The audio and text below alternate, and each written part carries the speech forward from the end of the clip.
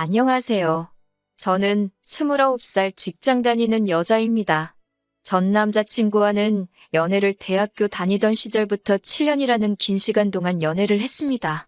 학교도 같은 학교를 나왔고 취직 준비할 때도 같은 학원이나 스터디 그룹 다니며 오랜 시간 함께 했어요. 서로 대학교 졸업 후에 1년 정도 좋은 직장 잡기 위해 취직 준비를 하는 기간을 가졌고 그때는 서로 공부하고 자격증 따는데 바빴지만 말한 대로 같이 그룹 스터디 다니면서 데이트와 공부를 병행하면서 계속 만났습니다. 20대 중반을 넘어가고 서로 취직한 이후에도 계속 만났으니 주변 지인들도 당연히 저희가 미래에 결혼을 할 거라 믿었고 그 생각은 저도 남자친구도 똑같았어요. 오랜 시간을 같이 지낸 만큼 제가 남자친구에 대해 많은 걸 알고 있다 그렇게 생각했는데 정말 맘먹고 숨긴다면 알 수가 없는 것 같습니다. 저랑 긴 만남을 가져온 남자친구가 정상인지 아닌지 알 수 있는 방법이 있는지 말이에요. 연애할 때야 여자친구한테 못하는 남자친구 어디 있겠어요. 어머니를 끔찍히 아끼는 효자인 건 알고 있었지만 그렇게 효도에 얽매여 있는 그런 사람이라고는 생각도 한 적 없었거든요. 효자인 게 나쁜 게 아니에요.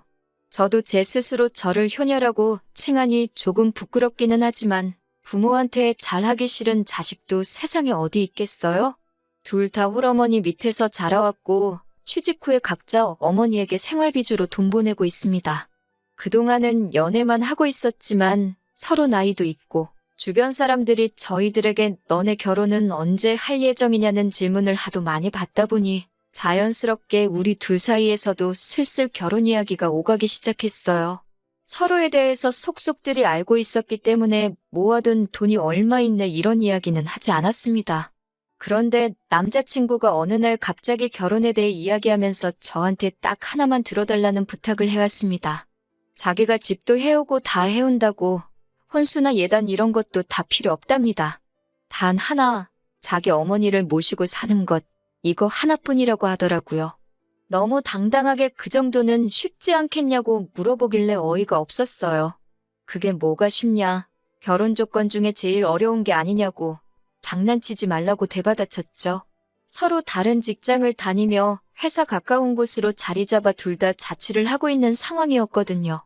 남자친구 어머님이 사는 곳이 두 사람 다니는 직장에서도 가까운 곳이 아닌데 그 집에 들어가서 살자는 겁니다. 가구나 가전제품 및 살림살이들은 서로가 쓰던 것들이 있으니 그걸 가져오면 되고 그 외에 필요한 것들은 자기가 다 해오겠다고요. 제가 부탁을 들어줘야 하는 상황이니까 맨몸으로 시집오라고 합니다. 쉽다고 말했으면서 자기가 엄청 어려운 부탁하는 건 알고 있기는 하더라고요. 둘 다 비슷한 회사 다니면서 월급도 비슷하게 받고 있는 상황이었기 때문에 저도 할 말은 해야겠다 싶더라고요. 엄마 집으로 들어가서 사는 거면 집은 나도 해올 수 있고 침대며 필요한 혼수들도 전부 제가 해올 능력 된다고요. 그래서 반대로 저도 남자친구한테 물어봤어요. 너가 해올 것들 내가 다 해올 수 있는데 그러면 반대로 우리 부모님 모시고 살 수 있냐고요. 침대 하나만 사오면 부모님 모시고 살 수 있는 거냐고 물어봤어요. 그랬더니 자기가 무슨 침대 하나만 들고 결혼하려고 했는 줄 아냐면서 저보고 비하기 심하다고 하네요. 애초에 신혼생활부터 우리 엄마가 됐든 너네 엄마가 됐든 합가해서 살 생각 전혀 없었다고. 혹시나 만약에 나중에 둘 중에 어느 한 분이라도 나이 드셔서 거동이 힘들거나 상황이 안 좋아지면 모를까? 아직 우리 엄마나 너네 엄마나 다 한참 되시고 일도 하고 계시는데 우리가 왜 신혼부터 모시고 살 생각을 하고 있어야 되냐고. 나는 그렇게 못하겠다. 솔직한 마음을 이야기했어요.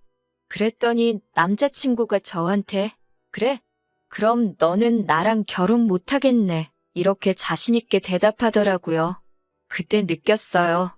이 사람이 말하는 게 떠보는 게 아니고 진심이라는 걸요. 무슨 면접 보는 것도 아니고 아무리 몇 년을 연애해왔지만 결혼의 자격을 자기 입으로 논하는 게 어이가 없었죠. 부모님 안 모시고 산다면 결혼을 안 하려고 하는 거냐 물었더니 다른 건 몰라도 그것만큼은 양보를 못 하겠다고 하더라고요. 그래서 저도 알겠다고 그러면 둘 다 더 이상 시간 낭비할 게 뭐 있냐고 이만 헤어지자고 강수를 뒀어요. 그러니까 정말 입가에 거품을 물면서 저한테 뭐라 하더라고요. 저보고 이상한 억지 부리지 말라면서 말입니다. 너네 집이 엄청난 부자라면 모를까? 일반적으로 보면 대한민국에서 처가살이 하는 남자보단 남자 쪽 부모님 모시고 사는 비율이 더 높다고. 그만큼 부모에 대한 봉양 의무는 남자한테 있는 거나 마찬가지라고. 이제 막 군대 전역해서 대학생활 다시 시작한 제 남동생까지 들먹이면서 너네 부모님은 나중에 제 동생이 모시면 되는 거 아니냐고 하더라고요. 우리가 만나온 게 벌써 몇 년째인데 너가 이런 사람인 줄 진작에 알았다면 애초에 저랑 그렇게 길게 만나지도 않았을 거라고. 자기가 사람 보는 눈이 없어서 시간 낭비했다는 식으로 말을 하더라고요. 저도 남자친구한테 나도 너가 그런 생각 가지고 있는 사람인 줄 몰랐다고. 피차 시간 낭비한 건 너나 나나 똑같은데 뭘 그렇게 손해본 것처럼 말하느냐 대판 싸웠어요. 서로 의견이 좁혀지지 않고 언성만 높아지고 있으니 더 이상 말할 가치도 없다는 생각에 이제 그만 헤어지는 게 서로를 위해서 더 좋지 않겠냐는 식으로 대화를 해나갔습니다. 이런 일로 헤어지게 되는 건 안타깝지만 그래도 여태 만나온 시간이 있는데 마지막 모습 이렇게 싸우고 끝내지 말자고요. 결국 7년 연애에 종지부를 찍게 되었네요. 앞서 말씀드렸다시피 같은 대학교 나오면서 취직 준비도 같이 했기 때문에 주변 인맥도 비슷해요.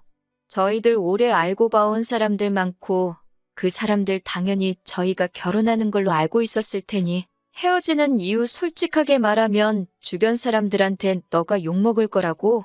그러니까 그냥 오래 만나면서 성격 차이 같은 게 있었는데 그걸 이유로 헤어진 걸로 하자고 제가 제안을 했어요. 남자친구도 주변 사람들이 저희들에게 기대하던 모습을 익히 알고 있었기 때문에 남자친구도 그렇게 말을 맞추자는 부분에 대해서는 동의를 했습니다. 그렇게 저희는 헤어지고 무슨 일 때문에 헤어진 거냐 묻는 주변 사람들 질문에 저는 약속한 대로 남자친구와의 성격 차이 때문에 오랫동안 숙고하다가 결국 서로 좋은 모습으로 헤어지게 되었다는 식으로 이야기했습니다. 그런데 어느 날 제 친구가 저한테 진지한 표정으로 물어보더라고요. 너네 헤어진 이유가 성격 차이 때문이 아니라 너가 양보를 안 해서 헤어진 거라며? 라고 말입니다. 조금 쎄한 느낌을 받아서 그게 무슨 소리냐? 자초지종을 물어봤더니 다른 게 아니라 이놈이 지인들에게 애시당초 우리가 서로 합의한 대로 말하지 않고 없던 사실도 있던 것처럼 부풀려서 온갖 거짓말이랑 거짓말은 다 했더라고요. 아주 저를 저만 아는 이기적이고 못된 여자로 만들어놨어요. 듣자 하니 남자친구가 부모님을 모시고 사는 건 어떻겠냐고 지나가는 말로 떠보듯이 이야기한 거랍니다. 그런데 제가 온갖 욕이란 욕은 다 하면서 헤어지자고 했다고 하더라고요. 제가 시집갈 때 모아놓은 돈은 다 우리 엄마 드리고 저는 몸만 올 거라고 했다고까지 하네요. 그래서 자기가 집도 다 해오고 혼수까지 다 해오기로 했는데 혼자서 그걸 다 하려면 조금 모자라서 자기 엄마 집을 팔아 자금을 만들어서 학가를 하는 방법이 생각나 그건 어떨까 하는 생각에 지나가는 말로 떠보듯이 물어본 건데 제가 양보는 하나도 안 해주고 시엄마를 어떻게 모시고 사냐 하면서 그건 죽어도 하기 싫다고 했다고. 그래서 저를 다시 보게 되었고 결혼 상대로 삼을 사람은 못 되는 것 같다며 그래서 자기가 먼저 저한테 헤어지자고 했다네요. 심지어 저는 여태 모은 돈을 결혼하면 엄마에게 준다고 했다더군요. 그러고 나서 얼마 뒤에는 또 제가 혼수 정도는 해올 테니 다시 만나달라고까지 남자친구한테 매달렸답니다. 그런데도 혼수해오는 조건으로 시어머니 모시고 살지 않는 걸 조건으로 걸었다고 하네요. 저를 7년이나 사귀었지만 그런 사람인 줄 몰랐다고. 그래서 고민도 하지 않고 저를 차버렸다고요. 그 뒤로도 자기는 마음이 안 좋아서 맨날 술로 하루하루 보내고 하는데 저는 벌써부터 다른 남자 만나러 다니고 잘 지내는 것 같다고. 그게 자기는 너무 힘들다면서 지인들한테 술 한잔 사달라고 돌아가면서 불러놓고 똑같은 이야기를 했다네요. 그중에서도 저를 떠본 거였다는 말이 제일 어이가 없어서 그게 날 떠보려고 스쳐가는 말로 한 거였다고 물어보니 그 친구가 제게 하는 말이 제가 남자친구에게 집이며 혼수까지 자기 혼자 부담시켜 놓길래 혹시나 싶은 마음에 제가 결혼을 해도 될 만한 여자인지 아닌지 테스트를 해보려고 학가 이야기를 꺼내 저를 떠본 거라고 했다고 말을 했다고 합니다. 그러니 사람들은 제가 남자친구랑 7년 연애하면서 남자친구가 모아놓은 돈 노리고 제 돈 한 푼도 안 쓰고 결혼까지 하려고 하는 날강도에다가 혼자 계신 시어머니 모시고 살 거면 결혼 안 한다고 땡깡 부리는 그런 생각 없는 나쁜 여자로 만들어 놓은 거죠. 주변 지인들에게 제 평판이 떨어질 대로 떨어진 상황에 제가 이걸 그냥 넘어갈 수는 없었습니다. 이 사람들이 제 인생의 얼마나 큰 부분인지는 모르겠지만 저만 천하의 나쁜 사람이 돼버릴 수는 없었어요. 그래서 참고 또 참다가 얼마 전에 나를 잡아서 남자친구한테 전화를 걸었습니다. 전화를 받자마자 너 사람들한테 왜 거짓말을 하고 다니냐고, 부모 모시고 살지 않으면 나랑 결혼은 못하겠네? 이딴 식으로 먼저 말한 건 너였고, 그래서 내가 헤어지자고 한 거고, 성격 차이로 헤어졌다 말하기로 해놓고 어떻게 주변 사람들한테 그렇게 말을 전하고 다닐 수가 있냐고 따졌습니다. 남자친구는 너가 양보 못한다고 한 거는 맞지 않냐고 적반하장으로 나오더라고요.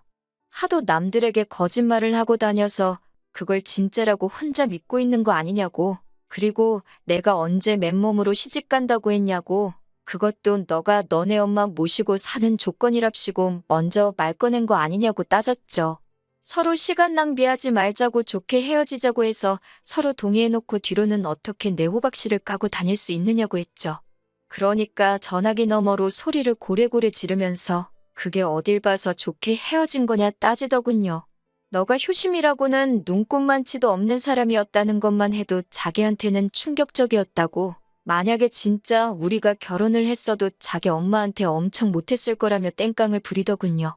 웃기는 소리 좀 하지 말라고. 그리고 그렇게 엄마 걱정하는 효자면 지금은 왜 따로 나와서 자취를 하고 있는 거냐고.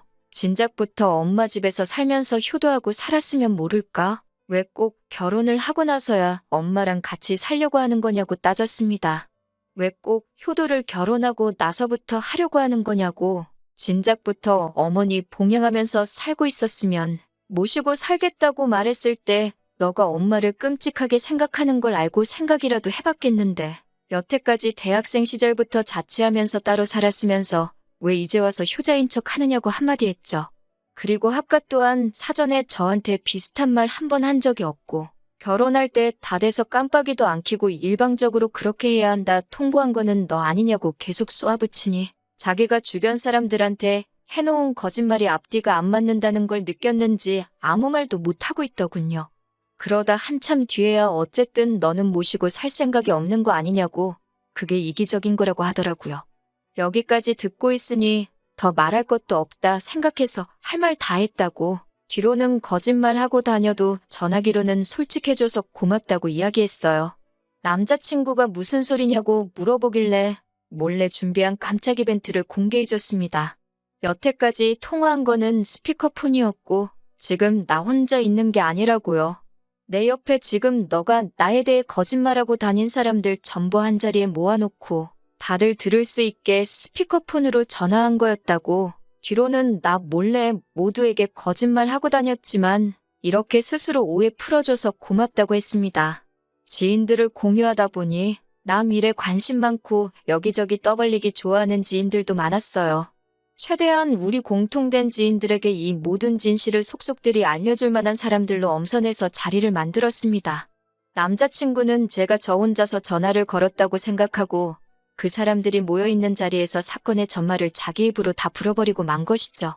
마지막 인사로 여태 뒤에서 나 씹어대느라 술값이며 돈 좀 썼을 텐데 이렇게 스스로 오해를 다 풀어줘서 고맙다고 했어요. 그리고 앞으로 다른 사람 한 방 먹이려거든 좀 더 조심 좀 하고 머리도 좀 쓰라고 전해줬습니다. 전화기 너머로 부들대고 있는 게 다 느껴지더라고요. 다행스럽게도 전 남자친구 덕분에 땅에 떨어진 제 평판은 얼마 뒤에 다시 돌아왔어요. 뒤에서 저를 씻고 수군거리던 사람들도 제가 그럴 사람이 아니란 거 알고 있었다고 저에게 다가와 마음고생 많았다고 다독여주더라고요. 무엇보다 놀랐던 건 남자친구가 이렇게 많은 사람들에게 제 뒷담화를 하고 다녔나 싶을 정도로 열 손가락으로 헤아릴 수도 없을 정도로 수많은 사람들이 이제야 오해를 풀었다며 저에게 연락을 해왔다는 거예요. 같이 취업 준비하면서 오랫동안 쌓아온 인맥이기 때문에 모임도 그만큼 잦았는데 남자친구는 그렇게 만천하에 자기의 본색을 들켜버린 이후로는 지인들 모임에도 코빼기도 비추지 않게 되었습니다. 네 편, 내 편 나눠서 싸우려고 하던 건 아닌데, 그래도 이유도 모르고 한 방 먹었으면 더 크게 한 방 돌려주는 게 인지상정 아니겠어요? 7년을 만나온 남자친구와는 영영 이별하게 되었지만, 남자친구는 저뿐만 아니라 그동안 같이 동고동락 해오면서 오랫동안 이어온 인연들까지 다 잃게 되었네요. 자식이 부모에게 효도하는 건 당연한 일입니다. 그런데 자기가 직접 해야 할 효도를 다른 사람에게 떠넘기는 건 진짜 효도가 아니라고 생각해요. 대신 해줄 사람을 찾을 시간에 엄마 주름진 손에 로션이라도 발라드리는 게 진짜 효도 아닐까요? 저도 이번 일을 계기로 다음에 만날 사람은 꼭 서로의 의견에 귀 기울여주고 대리효도 강요하지 않는 사람을 만나야겠다는 생각이 드네요.